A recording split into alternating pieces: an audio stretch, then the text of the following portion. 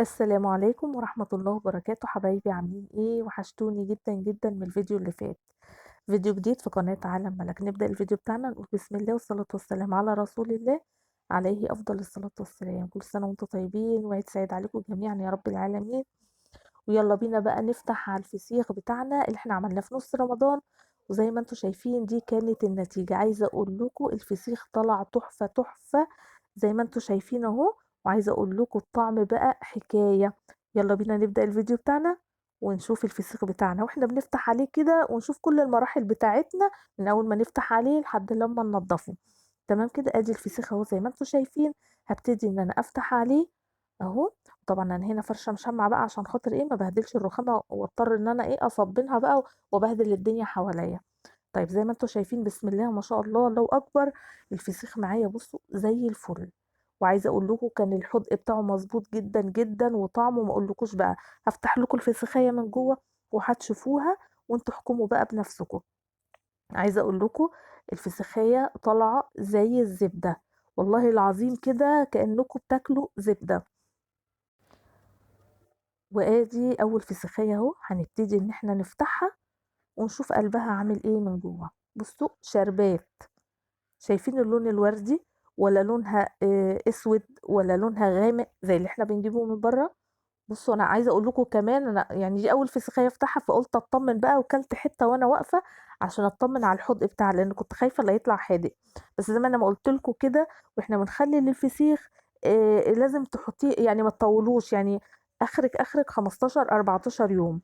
تمام كده لو قعدتيه اكتر من كده هيحدق معاكي. تمام.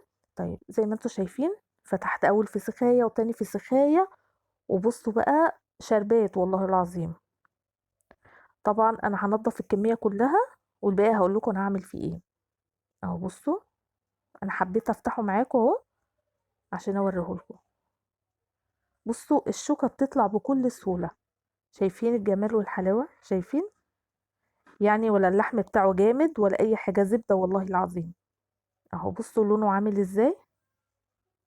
اهو السلسلة بتاعت او الشوكة بتاعته بتطلع بكل سهولة. اهو شايفين.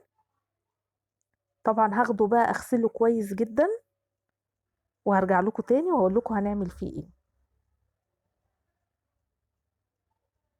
طيب هنا بعد ما غسلته هبتدي بقى ايه اقلبه كده على ظهره وابتدي ان انا احك القشرة بتاعته كلها عشان خاطر لما نيجي ناكله ما يبقاش فيه قشرة. تمام كده. طبعا انا هشيل القشرة كلها وهديله غسلة تانية. يبقى انا هنا غسلته يعني 3 مرات. اول مرة اول ما طلعته غسلته بقى من الملح والحاجات اللي كانت فيه. وبعد كده ابتديت ان انا افتحه وعطيته غسلة تانية وابتدي بقى اشيل القشر بتاعه زي ما انتوا شايفين بكل سهولة. وهديله بقى غسلة تانية. اظن الموضوع كده لحد كده سهل وبسيط جدا جدا. حطوا بقى لايك واللي ما اشتركش في القناة يا ريت يشترك في القناة. اهو هروح اغسله وارجع لكم تاني. وادي هنا بعد ما غسلته بقى وابتدي احطه في الطبق اهو. بصوا حاجة فاخر من الاخر اهو. وطبعا الفسيخ اللي هيفضل او اللي هيتبقى هقول لكم انا هعمل فيه إيه. هنجيب برطمان ازاز اهو زي ما انتم شايفين ونبتدي نبرم الفسيخية اهو على جوه مش على بره. وابتدي ارصصها واكبسها في قلب البرطمان واحط عليها شوية من الزيت وعصرة ليمونة. واحط زيت من من فوق الوش كده. وابتدي ادخلها التلاجة وكل ما عاوز اكل فسيخ اطلع منه يبقى نضيف وجاهز على الاكل على طول مش بيحصل له اي حاجة ما يتحط في التلاجة بالمنظر ده. طبعا زي ما انتم شايفين هنا انا كنت جبت رنجة بقى لان احنا عندنا في البيت في ناس مش بتاكل الفسيخ. تمام كده فجبت يعني ايه ده اكتر من نص رنجة. هبتدي بقى ايه ان انا احطه كده على البوتاجاز. وابتدي يا دوبك اخليه يشم النار. تمام كده لحد لما الرنجاية تفتح كده. وابتدي ان انا اشيل القشر بتاعها وهنضفها. اهو زي ما انتم شايفين بالشكل ده. طبعا هنحط البطروخ بقى على جنب. عايزه اقول لكم هنا الرنجه بتاعتي دي كلها مبطرخه. يعني لقيت انا الاتنين من الرنجه البطروخ بتاعها اللي هو الناعم. وفي رنجايه طلعت بطروخها اللي هو الخشن اللي هو بيبقى المخرز دوت. تمام كده بس انا دايما بفضل الرنجه اللي هي بتبقى بطروخها ناعم ده بالنسبه لي انا. ليه لان لما بجيب الرنجه بتلاقي اللحم بتاعها اكتر في البطروخ الناعم. إنما البطروخ المخرّز بتلاقي الرنجاية كلّها عبارة عن بطروخ واللحم بيبقى حبّة صغيّرين، تمام كده؟ فدي طبعًا وجهات نظر بقى يعني على حسب أنتِ ما بتحبّي بقى، عايزة البطروخ الخشن، عايزة البطروخ الناعم، زي ما بتحبّي.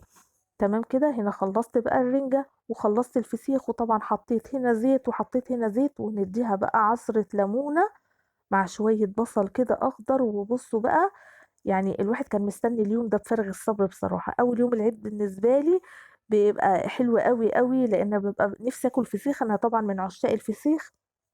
تصدّق أول يوم العيد ييجي بقى عشان خاطر ناكل الفسيخ بناكله على شوقة، أنتم عارفين طبعًا طول رمضان مش بناكل حاجات حادقة، وزي ما أنتم شايفين أهو خلّصنا طبق الفسيخ بتاعنا، وحطينا الليمون بتاعنا، وهنبتدي برضه نرص الليمون بتاعنا كده على الرنجة أهو زي ما أنتم شايفين بالشكل دوّة. وطبعًا هنا كنت غسلت بقى البصل بتاعي الأخضر، وده بقى كان غدانا أول يوم العيد.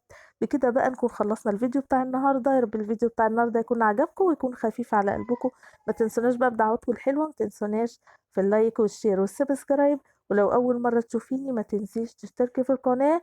عيد سعيد عليكم جميعًا يا رب العالمين. أشوفكم على خير في فيديو جديد، والسلام عليكم ورحمة الله وبركاته.